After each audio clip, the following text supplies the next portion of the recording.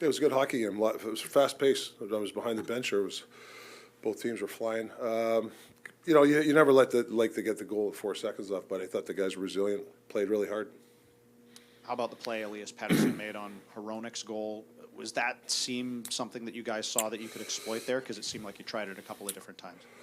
Yeah, Petey did a great job of selling it too. I think he looked somewhere else. The Leafs kind of looked where he thought he was going to pass, and that's obviously high level play he made. Great goal, and Phil to recognize that was open. So that got things going. I thought that really got the crowd going. Rick, what do you like most about the Myers and Pettersson pairing that you played for 23 minutes each pretty much tonight? Well, they're in the way. They just play the game the right way. They're just always in the way. And you can tell it feels like they've been playing together for a couple of years, and they've only been together 3 or 4 games. So, it's really stabilized a lot of things for us. What can you say about Lankinen coming in cold, doing what he did for the rest of the game there? Well, he's done it all year. I'm sure he's. That's why he's such a professional. I had to talk with him, and I'm sure he was disappointed he hasn't played in the last game or two, and he doesn't, complain, whine. But I told him today you should be upset. I've been there as a player, and but he does it in a great way. He's a true professional. So, and to go in there, some goalies can't do that. He's one of those guys that can go in really cold and give you some minutes. With the Leafs having Matthews and Marner split up on different lines, that presents a matchup problem for you guys. It seems like you had Elias Pettersson matched up against Matthews for most of the night. How do you feel he did in that defensive role to go along with the offense that he brought? Yeah, I just could tell early on he was into it. Obviously, that making that pass helps him, but just a couple of times, I yelled his name to go out, and he didn't. One time he hesitated. I said, "No, get out there. You got him." And I think that he needs a little bit of a push to you got him tonight, and I think that was a big thing for him. So hopefully he can build on it. Can you talk about the work of the penalty kill in the final minutes there to kind of close down that game when they're going 6-on-4 for part of it? Yeah, Leafs are one of those teams that are like Colorado, Edmonton. They're really good at finding seams, right? They're good at they sell the shot, and then all of a sudden they whip it across. And I thought we handled that half the ice, and I know Lanks had to make a save there on the one, but taking that back ice against teams like that are big, because they can zip it around. So yeah, the PK was excellent, I thought. With Demko leaving, can you just talk us through Yeah. It seemed like maybe he got hurt in warm-up. Was it sort of a case of seeing how he could go, or what was the sequence there? No, he wasn't hurt. It was just something that happened during the game. I don't think it's that serious. I don't know from early reports. It's not the knee, so we don't have to have you guys speculate. But I don't know. I don't think it's that serious, but we'll see. And just it looked like it was a game where you guys nailed your pre-scout. Like, you got in on the forecheck, you were really disruptive on their breakouts.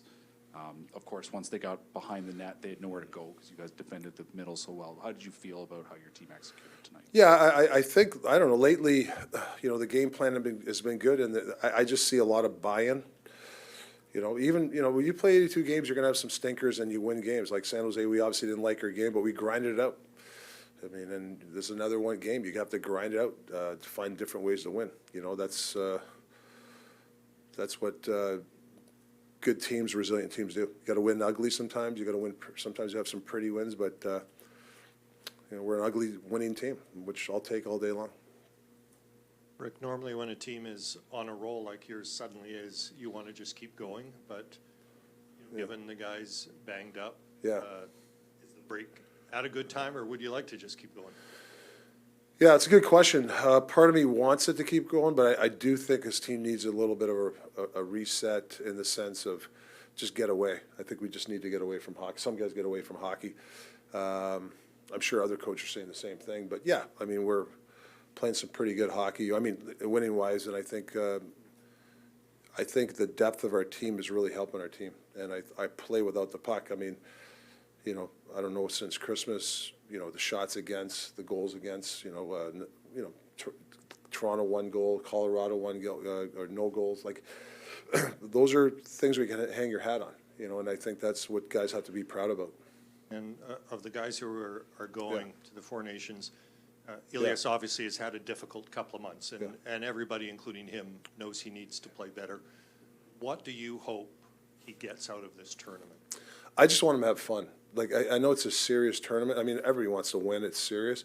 I want him to go represent his country and go have fun with his countrymen. Like, just have fun. Try stuff and, you know, I mean, yeah, everybody wants to win this tournament, but it was it 4 games. I just want him to go out there and have some fun and come back. Hopefully, he's, you know, that tournament, hanging out with his buddies and rejuvenates his whole demeanor. And like today, I thought he just was, I don't know, he had some fun, and I think he's got to understand that pressure is fun sometimes. Can you tell us anything more about Quinn Hughes? It's been 5.5 hours since you were last asked about him. Well, I was coaching the game here. I don't know. But I'll find out. I don't know what's going to happen, to be honest, right at this moment. But they'll have to make some decisions soon. I get it. A goal and an assist from Hronek. What have you seen from him just in the absence of Quinn Hughes in terms of stepping up? Yeah, I think you know, being out 2 months, he was a little rusty those 3-4 games, but I think he's getting some really good traction the last 3-4 games. Hell of a pass on that power before, obviously Brock's great goal there, the power play, but having the when he got, you know, Toronto went for that pass and he just made a hell of a play to get it over. Playing big minutes, and you know, I think this is where Phil really comes alive. You can play him 25 minutes; he doesn't get tired out there.